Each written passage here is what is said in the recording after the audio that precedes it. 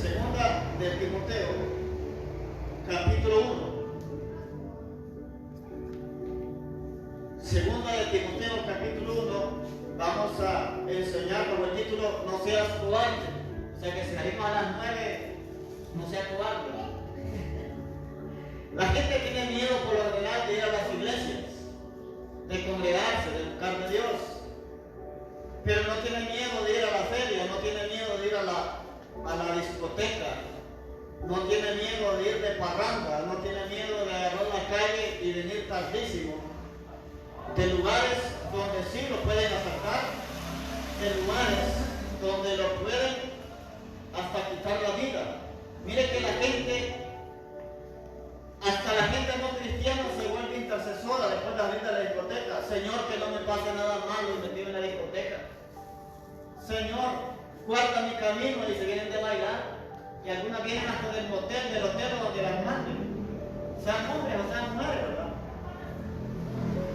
Y la gente pidiendo, hasta en personas algunos, pidiendo la cobertura de Dios. ¿Cuánto más Dios no lo va a guardar a usted que anda buscando su presencia, que anda buscando su gracia, que anda buscando su favor?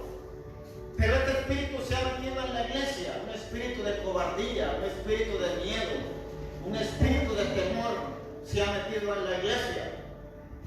Y el apóstol Pablo le dijo a un pastor que no fuera cobarde. Entonces, hoy Dios le dice a usted que no sea cobarde, porque la cobardía no solamente tiene que ver con tener miedo a que salga tarde de una reunión, a que me asalten afuera, a que me pase algo malo, que le pase algo malo a un hijo. Hay gente que no evangeliza por cobarde. ¿Sabe usted por qué no evangeliza? Porque me da pena, cobarde. ¿Por qué no evangeliza? Porque me da miedo, cobarde. ¿Por qué no tengo palabras? Por cobarde. ¿Por qué para pelear si tiene palabras? ¿Por qué para chismear si tiene palabras? ¿Por qué para criticar si tiene palabras? Para lo bueno no hay palabras, ¿verdad? Pero cuando la hermana se descarrega, se le pone a cantar, ¿verdad? En karaoke, la música de los Bukis, la de Marco Antonio Solís. Pero te vas a arrepentir de lo que el otro.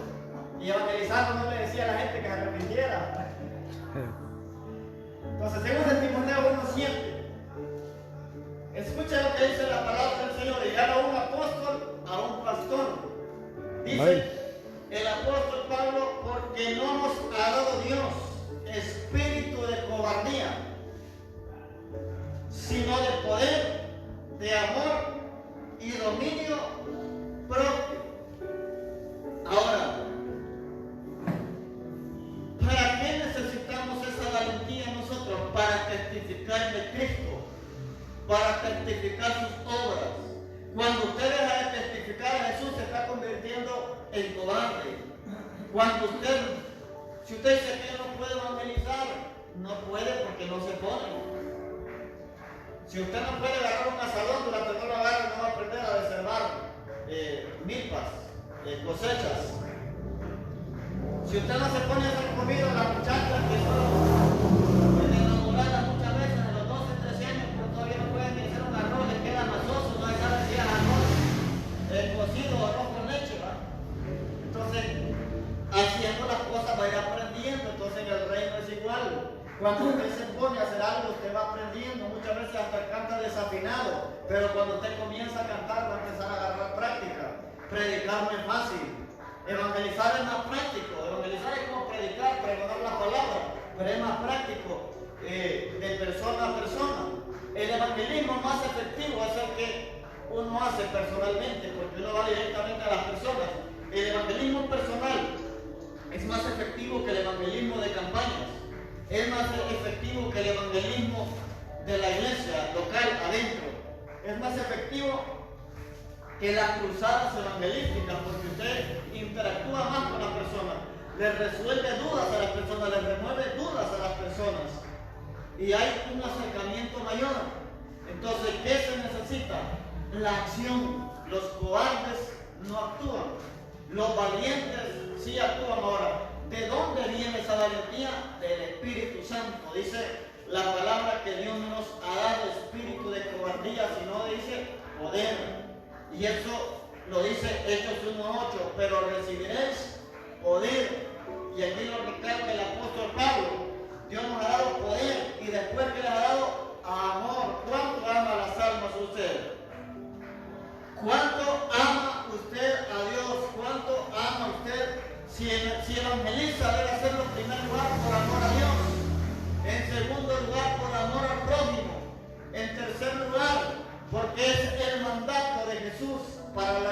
iglesia, es el mandato de Jesús que evangelicemos todos. Y yo le voy a decir algo, no se ocupa ser evangelista para evangelizar. Toda la iglesia está llamada a evangelizar. La Biblia nos dice predicar el evangelio a toda criatura y no dice un ministerio en específico, no dice profetas prediquen el evangelio, pastores prediquen el evangelio, evangelistas prediquen el evangelio.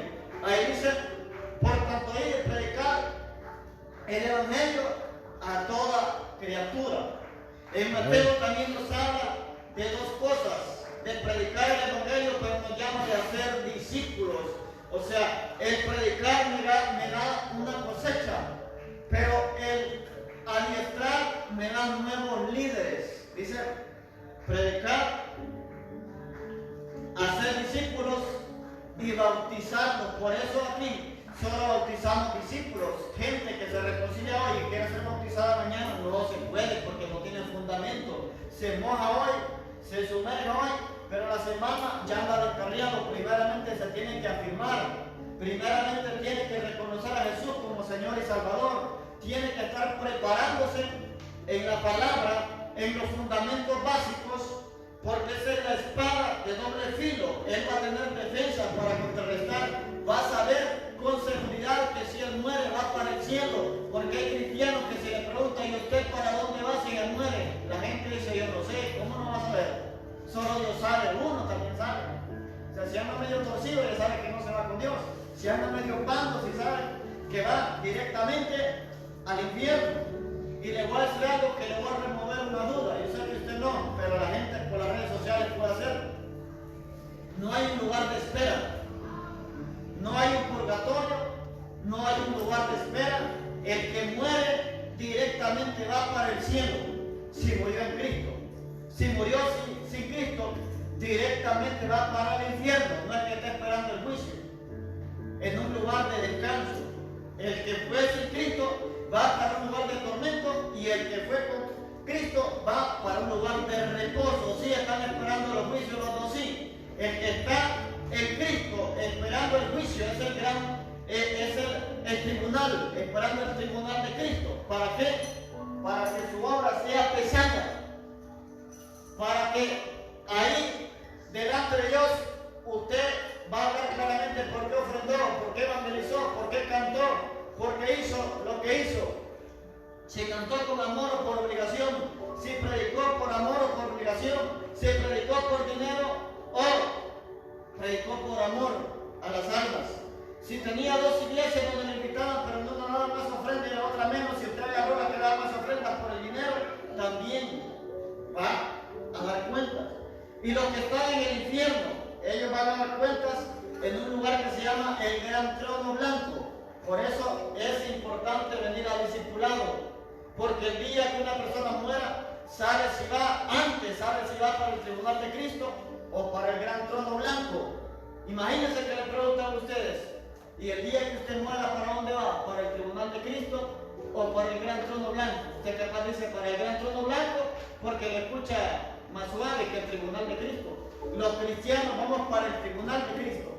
Amén. Los que rehusaron aceptar el llamado o vivieron desordenadamente y no se arrepintieron van para el Gran Trono Blanco.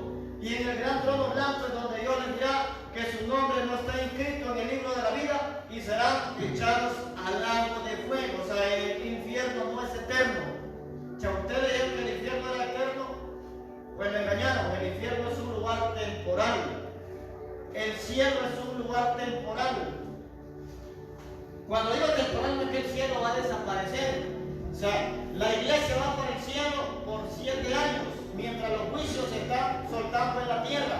Pero la iglesia va a morar en la tierra una eternidad, no es en el cielo. Amén. La iglesia no nació para vivir en el cielo. La iglesia nació para vivir en la tierra. O sea, tendremos una eternidad terrenal. Porque Dios hizo la tierra ¿para qué? Para Adán y para Eva.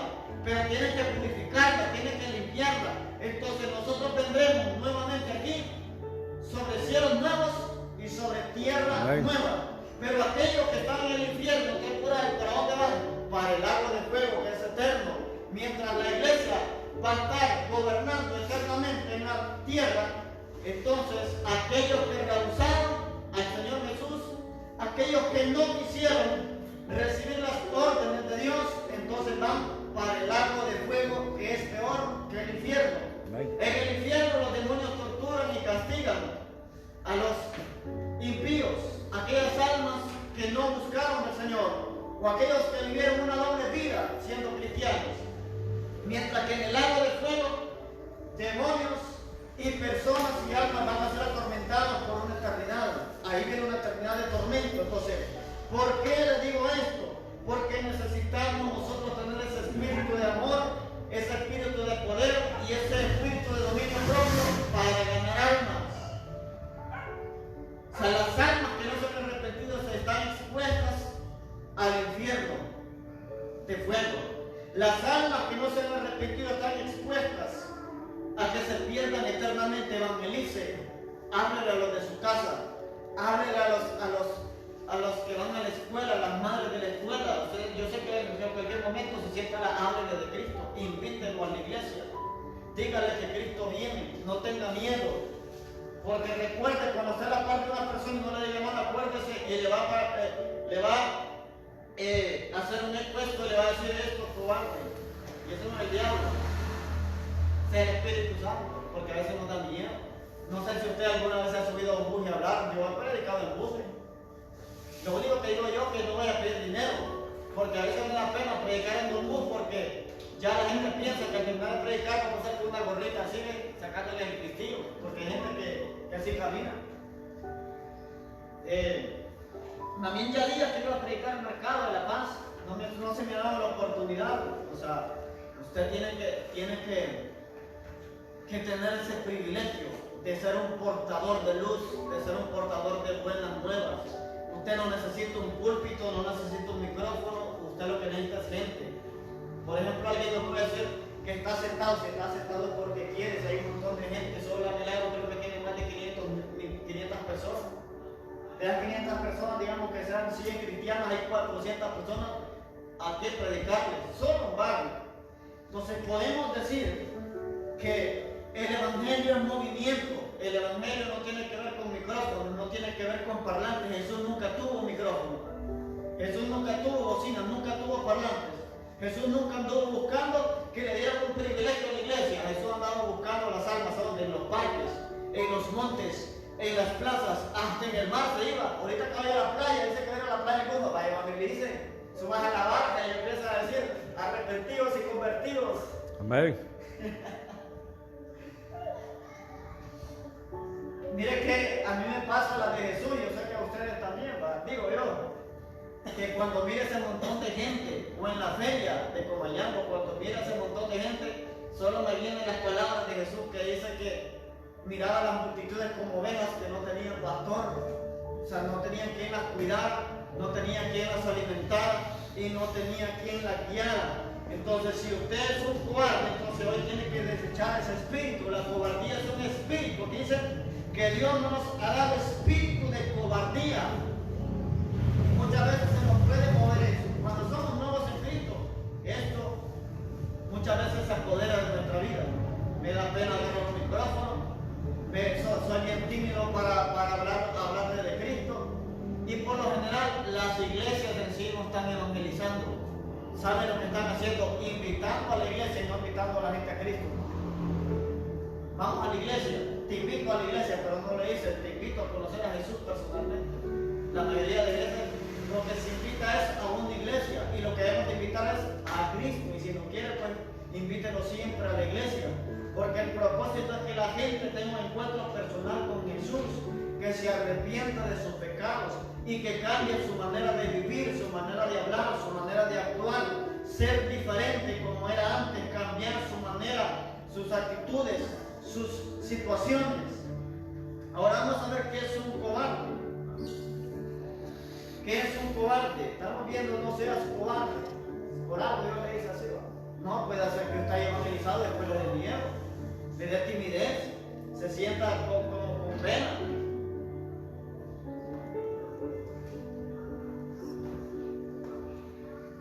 Y Dios nos llama a predicar a todos los estratos.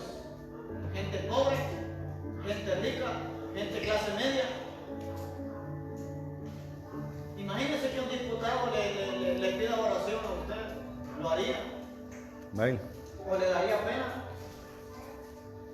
O le diría, si me da 10 bolsas de cemento y yo le doy una oración, hay que honrar al profeta. ¿Están cuidando? Nunca tengan temor a orar por la gente, sin importar si es un mendigo, sin importar si es alguien que está en una esfera del gobierno. Dios lo va a respaldar. Dios anda en busca de las almas. Y el pecador va a ser pecador, tenga dinero o no tenga dinero. Entonces, un cobarde es una persona con falta de valor.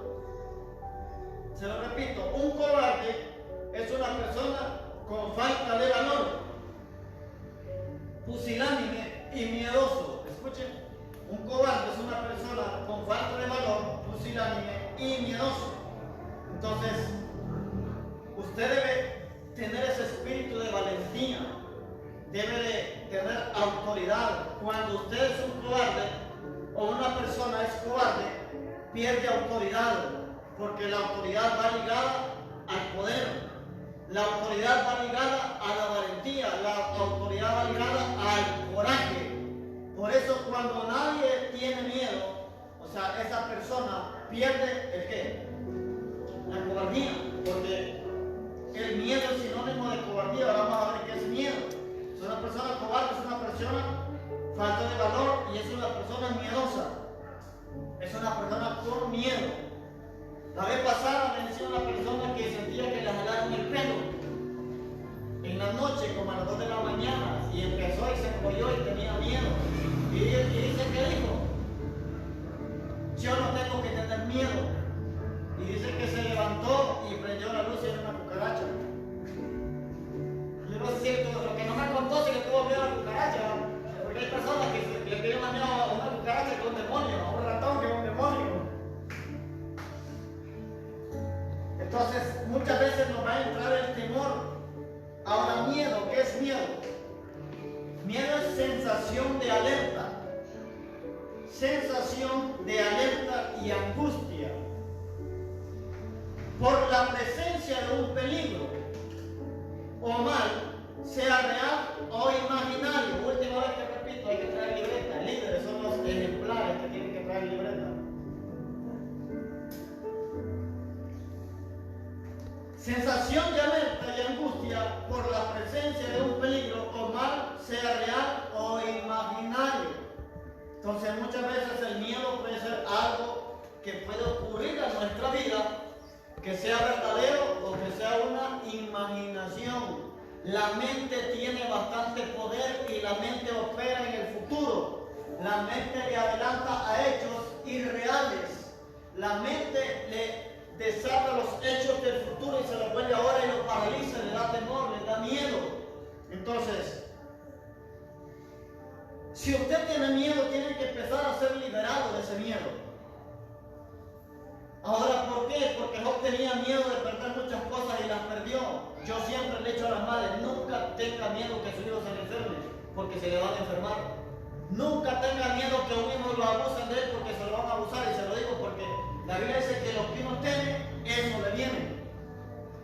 Nunca tenga miedo que a su hijo se lo van a secuestrar, porque se lo pueden secuestrar. Usted debe estar confiado en el Señor. Amén. Que sus hijos van a estar bien, que sus hijos nadie los va a tocar, que sus hijos no se los van a secuestrar, porque a veces tenemos miedo a lo malo, pero pocas veces confiamos en lo bueno. Si Dios le ha dado palabras sobre sus hijos, esa palabra se va a cumplir. Amén. No tienen que hablar con miedo. Lo que tienen que tomar son precauciones. Enseñan a sus hijos no platicar con extraños, no ir a un lugar donde personas les quieran dar dulces o cosas que no conocen. En los años 90 se secuestraron un montón de niños. Les ofrecían juguetes, les ofrecían dulces, gente en carro, y cuando el niño llegaba lo agarraron y lo metían al carro. Entonces, hay que enseñarle a los hijos no platicar con extraños.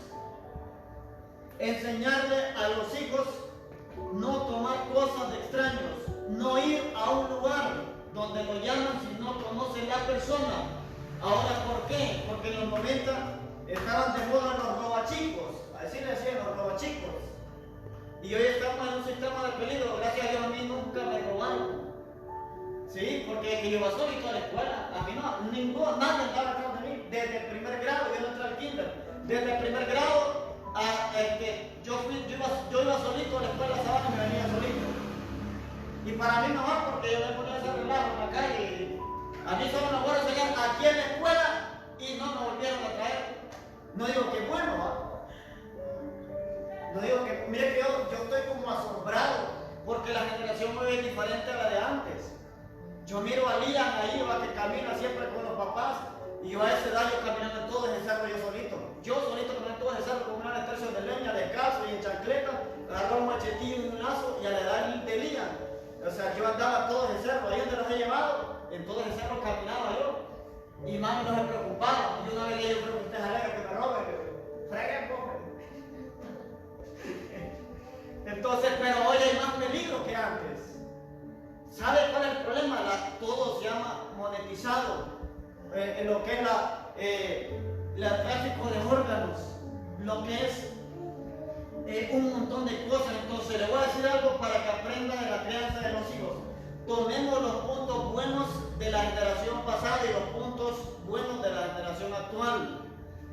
Porque la generación pasada son muy descuidadas con los hijos, pero sí nos enseñó a trabajar.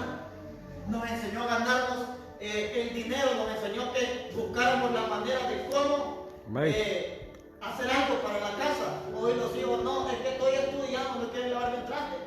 Y antes de ir a la escuela tenía que traer uno un tercio de leña, tenía que ir a vender donas, tortillas o lo que sea, y de ahí para la escuela. Entonces, y yo no sentí que me explotaban, a mí yo me sentía bien porque yo le jalaba un tercio a mi mamá y otro tercio para mí, lo caminaba vendiendo 10 lempiras, ya llevaba dinero. Mi mamá me daba 50 centavos. Y yo con el demás dinero, pues yo compraba otras cosas. Y entonces agarremos los puntos de la generación vieja, los buenos, y agarremos los puntos buenos de la generación actual. Pero la generación de hoy es más débil. En ciertas áreas es más débil. Pero a los hijos hay que protegerlos, hay que guardarlos, hay que cuidarlos, hay que aconsejarlos, hay que enseñarles. No hay que ser descuidado. No hay que ser descuidado. O sea, a veces hay que soltarlos también. Decía un pastor que las mamás son más tolerantes que los padres. Y decía que él estaba aprendiendo a andar en bicicleta y que se caía y el papá agarraba la faja y le decía tenés que aprender. Se caía, agarraba la faja, no le pegaba porque le enseñaba la faja. Entonces él decía que por la autoridad del padre tuvo que aprender a andar en bicicleta. Y él dice, cuando estaba delante de mi mamá, solo me caí una vez y ya le decía que guardara la bicicleta y que no me quería volver a ver en esa bicicleta. Entonces hay momentos que los hijos hay que enseñarles, hay que enseñarles a pagar el precio, hay que enseñarles que barrer y trapear no es de mujeres, es de gente responsable, es de gente que da algo para la patria, porque el espíritu de cobardía no solamente se mueve en la iglesia, sino también se mueve fuera de la iglesia. Hay jóvenes que les da pena que los vean jalando leña. A mí no me da pena, si no quiero comprar leña allá y ponérmela aquí, yo la voy a traer. En calzonetilla, en chaqueta, tampoco me da pena. Aunque vienen con corbata en las redes sociales. Una vez andaba en el mercado yo y me voy en calzoneta. A mí me gustan las calzonetas cholas, yo esas son las que uso porque voy delgado, ¿va? Que son acabados. Y me voy con tenis y era un lunes. El siguiente día, un martes, yo estaba en una reunión de pastores de decoración. Yo estaba comprando pastelieres, gelatina y cosas un lunes. El día martes me toca la reunión de oración y una hermana, porque hay hermanas que piensan en voz alta, y me dice, yo pensaba que el profeta estaba descarriado ya porque ayer andaba con calzoneta y con tenis y el pelo parado. Ahí me dice. No es que yo así me he visto cuando en mi tiempo libre le veo. ¿En qué le falla a usted con la calzoneta, le veo? ¿Sabes? Me puso roja. Ni las piernas me han enseñado, ¿no?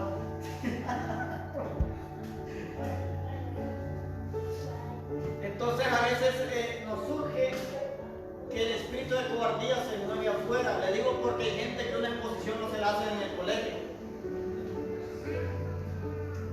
Una exposición no se la hacen con pizarra. Pero díganle que le griten a la mamá, son expertos. Díganle que le digan a la mamá que le saquen la lengua y no me dolió.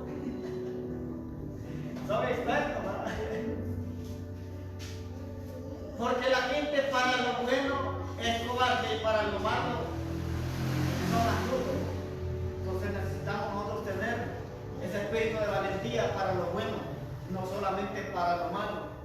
Entonces la gente se idealiza muchas cosas malas y muchas veces suceden. Piensa en todo lo bueno.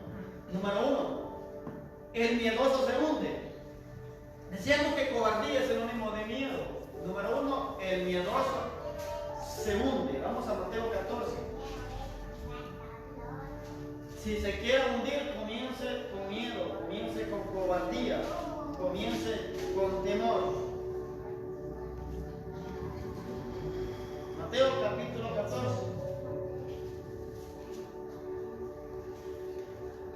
Si usted tiene miedo en su empresa, en su negocio, en el ministerio, usted se va a terminar hundiendo. Usted va a terminar en el fracaso. No porque se lo profetice. El miedo, la cobardía es una puerta abierta para que usted fracase. Mateo 14, capítulo 25. Dice ahí: enseguida Jesús hizo a sus discípulos entrar en la barca e ir delante de él a la otra ribera, entre tanto que él despedía a la multitud.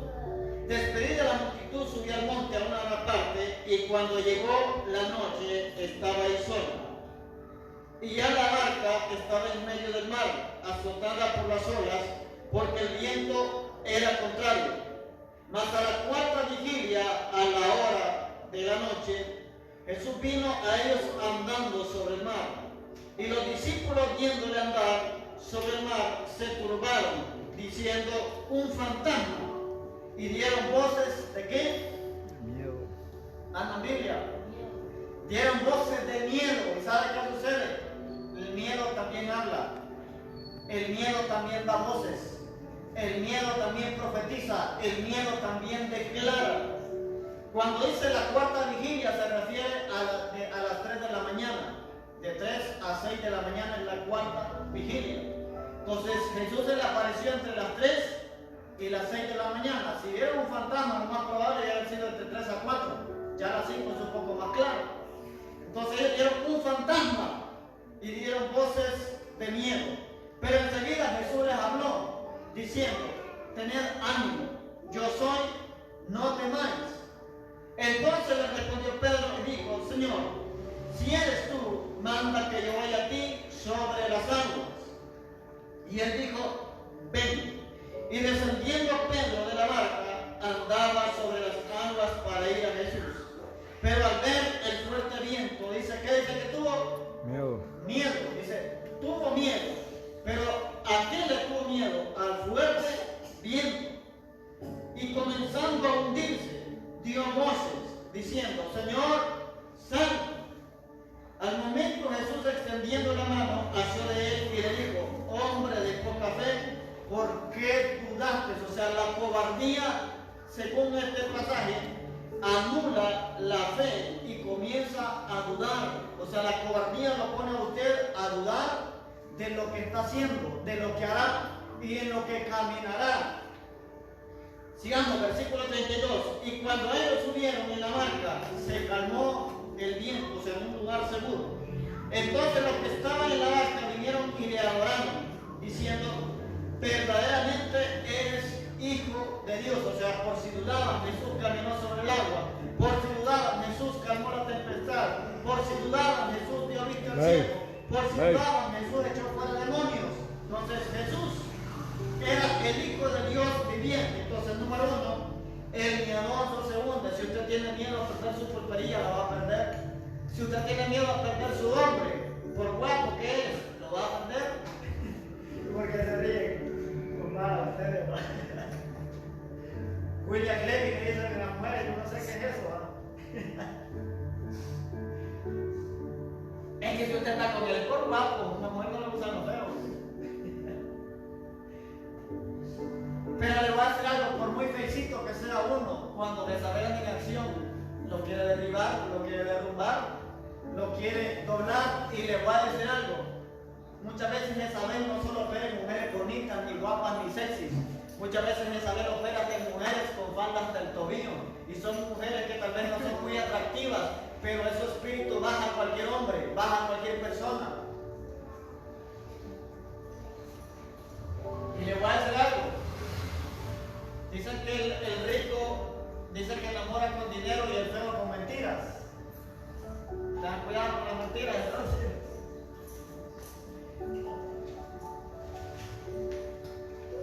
Les digo porque estas historias usted las sabe. Ha escuchado personas que de repente tienen un hogar bonito, un hogar estable, la mujer es guapa y de repente le enseñan quién fue el cuerno. ¿Va? Mira, y con eso le pagó mal a fulana de tal. ¡Uy, qué feo eso! Tiene estómago ese hombre, dice la mujer, ¿no? Y qué mujer tan bonita la que tiene, ¿sabe por qué? Porque Jezabel es un espíritu. Y un espíritu solamente se puede vencer con el Espíritu Santo. Hace tiempo el Espíritu de Dios me dijo, la única manera de vencer a Jezabel es con el Espíritu Santo, porque es un espíritu y un espíritu más fuerte que un humano.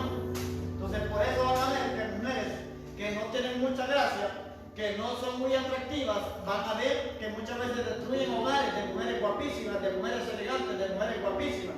O al igual hombres poco atractivos, van a ver que se meten a hogares de personas que tienen un hogar estable y se lo destruyen. Ahora, ¿por qué? Porque en ellos opera un espíritu inmundo, un espíritu de las tinieblas. Y ese espíritu solamente lo podemos contrarrestar con el Espíritu Santo. Porque un espíritu solamente se puede sacar con otro espíritu que sea mayor que él. En este caso, el Espíritu Santo. Entonces, mucha gente tiene miedo a un divorcio. Es que no me caso porque vaya después me divorcio. No se casen, ¿no? Si tiene miedo no me caso y ni se acompañen. Porque de que tiene miedo a un divorcio, pues va a ocurrir una separación. Es que tengo miedo de pasar peleando cuando me caso, no, eso es normal. O sea, los pleitos van a ser normales, pero durante no sea del 1 de enero al 31 de diciembre. Ya eso es anormal. Ya no se activaron los anormales. Es que pelear continuamente eso no es normal. A veces hay espíritus de contienda. A veces son brujos que asignan demonios de contienda y pleitos hogar, pero en otras veces son obras de la carne. Los primeros años del matrimonio son los más difíciles porque es donde usted conoce el carácter de la persona. Si le hieren los pies, ahí vas a ver en el primer año. Si no se bañan todos los días, lo vas a ver en el primer año. Solo tiene una cosa, los cambia que se bañen todos los días o se acostumbra a que se bañen solo los sábados. Sí. O al revés, va sobre la mujer, ¿va? Entonces, en el matrimonio se conoce todo lo que en el noviazgo no se conoce. Carácter, modo. Ni a mi mamá le aceptaba que me gritara pío la voz. Y esas son las palabras, pero me las reservo, es cristiano. Entonces, lo más difícil del matrimonio son los primeros 5 años, dicen muchos. Imagínense 5 años, uno por cada dedo. Eso es la etapa más difícil, ¿va? De los primerizos. Y cuando digo primerizo me refiero a aquel que de noviazgo pasaron al matrimonio. Hay gente que no se casó con uno, aquella tenía 5 maridos, ¿va? 5 maridos han tenido, pero el que ahora tienes tampoco en tu marido. A ver si va por el sexto, pero con el encuentro de Jesús no creo. El miedoso se hunde, entonces las cosas van a empezar a hundirse cuando nosotros comencemos a ¿qué? A tener miedo, a tener cobardía. Entonces, el miedo también habla, el miedo también da voces. El miedo, según el versículo 26, dijeron un fantasma y dieron, dice, voces de miedo. La voz de Dios trae confianza. Cuando Jesús le habló, dijo, ten ánimo. Yo soy, no teman. Significaba que la voz de Dios va a dar confianza siempre. Entonces, si tiene miedo, dejen que Él permita que el Espíritu Santo le hable.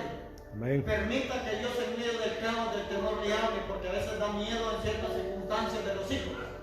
A veces da miedo en ciertas situaciones de la vida, ciertas situaciones del hogar. Entonces, permite escuchar la voz del Espíritu Santo, sea a su oído, sea a su espíritu, o que le hable a través de sueños.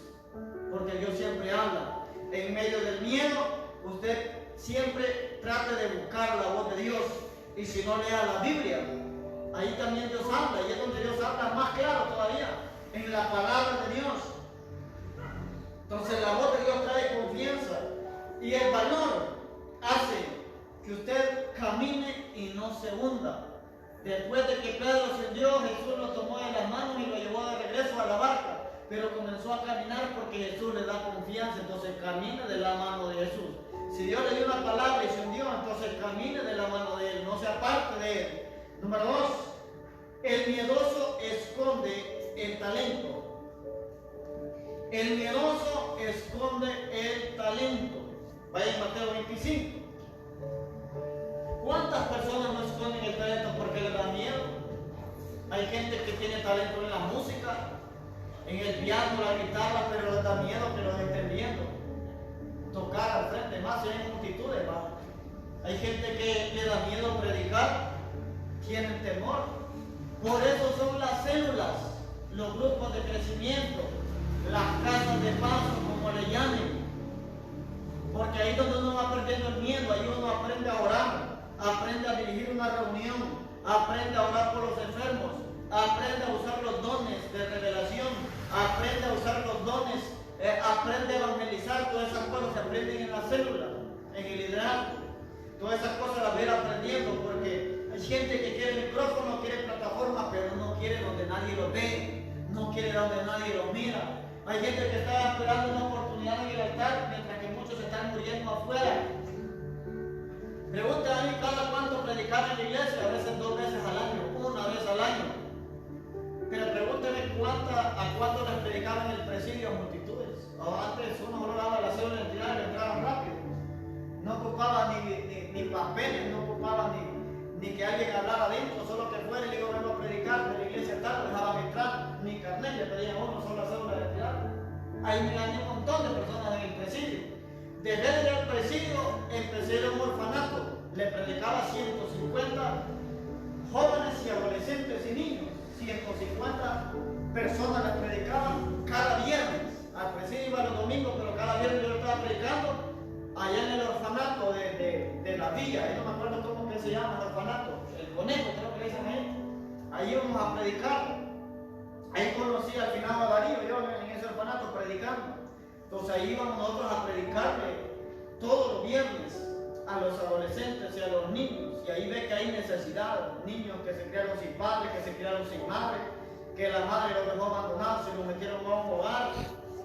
Y un montón de historias que uno escucha en esos lugares. Después de que los orfanatos, si me metí a Santa Teresa a orar por todos los enfermos de Santa Teresa, trabajo hay. Que no quiera la gente otra cosa, trabajo hay. Y aquí no ocupa permiso, aquí no ocupa voluntad. Si usted quiere irse después del culto para el hospital, vaya. Ahí hay un montón, allá hasta mañana lo voy a encontrar también. Ahí enfermo siempre lo va a encontrar, váyase por el hospital a orar por los enfermos. Así dice el Señor, a predicar buenas nuevas. Entonces hay lugares donde hay que predicar. El talento no lo oculte, el miedoso esconde el talento. Mateo 25, 14. Mateo 25, 14 dice: porque el reino de los cielos es como un hombre que yéndose lejos, Jesús ya se fue, llamó a sus siervos y les entregó sus bienes. Y el que había recibido 5 talentos fue, negoció con ellos y ganó otros 5 talentos, o sea, lo multiplicó. Asimismo, el que había recibido 2, ganó también otros 2. Pero el que había recibido 1 fue y cavó en la tierra y escondió el dinero de su señor. Aquí habla del dinero, habla de finanzas. Yo se lo estoy acoplando a su talento, a su don, pero aquí habla de dinero. Después de mucho tiempo vino el Señor de aquellos siervos, el arrebatamiento, se lo estoy parafraseando. Después de mucho tiempo vino el Señor de aquellos siervos y arregló cuentas con ellos. Le voy a decir algo, Dios va a venir y va a pedirle cuentas a usted, me va a pedir cuentas a mí. Al que poco tiene, poco se le demandará, pero al que mucho tiene, dice la palabra, mucho se le demandará. 20. Llegando el que había recibido 5 talentos, trajo otros 5 talentos, diciendo: Señor, 5 talentos me entregaste, aquí tienes, he ganado otros 5 talentos sobre ellos. Y su Señor le dijo: bien, buen siervo y fiel, sobre poco has sido fiel, sobre mucho te pondré, entre en el gozo de su Señor. Este es el principio que uso yo aquí en la iglesia para poner líderes. Y yo no voy a poner algo que la Biblia no lo diga. Si yo veo que en lo poco es fiel, yo no voy a transicionar a lo mucho. Pero si en lo poco no es fiel, no está preparado para más. 22. Llegando también el que había recibido 2 talentos, dijo: Señor, 2 talentos me entregaste. Aquí tienes, he ganado otros 2 talentos sobre ellos. Su señor le dijo: bien, buen siervo y fiel, sobre poco has sido fiel, sobre mucho te pondré. Entra en el gozo de tu señor. O sea, son los responsables, los violentos, los valientes van a ser el gozo de su trabajo en el Señor. 24. Pero llegando también el que había recibido 1 talento, dijo: Señor, te conocía que eres hombre duro, que ciegas donde no sembraste y recoges donde no esparciste, por lo cual tuve miedo. Escuche, ahí aparece la palabra miedo. Por lo cual tuve miedo y fui y escondí tu talento en la tierra. Aquí tienes lo que es tuyo. Respondiendo su señor le dijo: siervo malo y negligente. Los cobardes que son malos y negligentes. ¿Sabías que ciego donde yo no sembré y que recojo donde no esparcí? Por tanto debías haber dado mi dinero a los banqueros, y al venir yo hubiera recibido lo que es mío con los intereses. O sea, algo hubieras hecho, no enterrarlo. Dice el 28: quitadle pues el talento y dadlo al que tiene 10 talentos, porque al que tiene le será dado y tendrá más, y al que no tiene, aún lo que tiene le será quitado. Y al siervo inútil, vaya, 3 cosas le está hablando a este hombre, porque escondió el talento, o sea, por cobarde. Le dijo siervo malo, siervo negligente, y de último le dice siervo inútil. Y al siervo inútil echarle en las tinieblas de afuera. Ahí será el lloro y el crujir de dientes. O sea, ¿cuántos malos, cuántos negligentes y cuántos inútiles hay aquí? No hay uno. Vamos a ver en este año si hay fruto. Entonces, aquí parece injusto la justicia de Dios. Pero vemos que el Señor lo que hizo aquí fue que al que tenía 1, lo enterró y no lo multiplicó, se lo quitó y se lo dio al que tenía más. Y aquí en la tierra pensamos diferente, que al que tiene poco que hay que darle más. Jesús trabaja diferente. Al que tiene más, se le da más para que produzca más. Al que tiene poco, aún lo que tiene lo puede perder porque no produce nada. Entonces el secreto de la unción, el secreto de los dones, el secreto de lo que Dios ha puesto con nosotros es producir. Yo recuerdo que mi mamá antes sembraba unas patasteras, y hay patasteras que no dan frutos. ¿Sabes lo que hacía? Aunque se miraran verdes, las cortaba y ponía otro pataste ahí. Las cortaba. Ahora, ¿por qué? Porque lo que se espera de un árbol que fruta es fruto. De lo que se espera de un árbol que no tenga fruto es leña. Solo espera que crezca, se corte, se hace leña. Entonces Dios está esperando fruto de usted, pero para dar fruto hay que dejar ¿qué? La cobardía, hay que dejar el miedo. Entonces lo que tiene que hacer es no enterrar el talento, sino multiplicarlo. Número 3, con esto termino. Los cobardes no entrarán en el reino. Número 3, los cobardes no entrarán en el reino. Amén. Tiene que tener usted valentía para continuar. La Biblia dice: el que persevere hasta el fin, ese será salvo. No importa el pecado, lo que lo hizo caer, vuélvase al Señor, vuélvase a Cristo, vuélvase al Espíritu Santo. Él lo va a restaurar. Apocalipsis capítulo 21.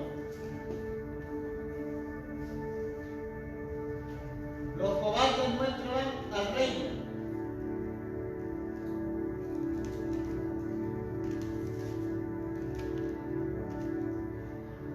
Y Apocalipsis capítulo 21 nos habla del cielo nuevo y de la tierra nueva. que tiene preparado para nosotros, que tiene preparado para su pueblo. Apocalipsis capítulo 21, pero vamos a leer el 28, ¿qué dice? Aparte de que el contexto es de cielo nuevo y tierra nueva, escuche lo que dice el verso 8. Dice, pero los cobardes e incrédulos, los abominables y homicidas, los fornicarios y hechiceros, los idólatras y los mentirosos, todos los mentirosos de ahí, tendrán su parte en el lago que arde con fuego y azufre, que es la muerte segunda. Imagínense todos los tipos de personas que menciona, todos los tipos de pecados, pero el Señor empieza con los cobardes, sigue con los incrédulos, sigue con los fornicarios, sigue con los hechiceros, sigue con los homicidas, sigue con los mentirosos, con los idólatras. Pero lo impresionante es que habla de los cobardes y después habla de los incrédulos. Entonces los incrédulos, los cobardes, no entrarán en el reino, no estarán en la eternidad con Cristo. ¿Estarán a dónde? Dice la Biblia que en el lago que arde con fuego y azufre. Entonces por eso Dios le quiere a usted mostrar el espíritu de qué? De valentía, de poder, de amor, de dominio propio. Y la Biblia nos habla, para terminar a 2 Timoteo 1:7, donde iniciamos, nos llama a ser personas valientes. Mateo 11:12 le dice a usted que desde los días de Juan el Bautista, el reino sufre violencia y los violentos lo arrebatan. Los violentos son personas valientes, son personas audaces, son personas osadas, son personas atrevidas. Pero los cobardes son personas que no son valientes, miedosas, tímidas. Otra versión dice que Dios nos ha dado espíritu de timidez. La timidez no es de Dios. Si Jesús hubiera sido tímido, no hubiera preparado a estas personas.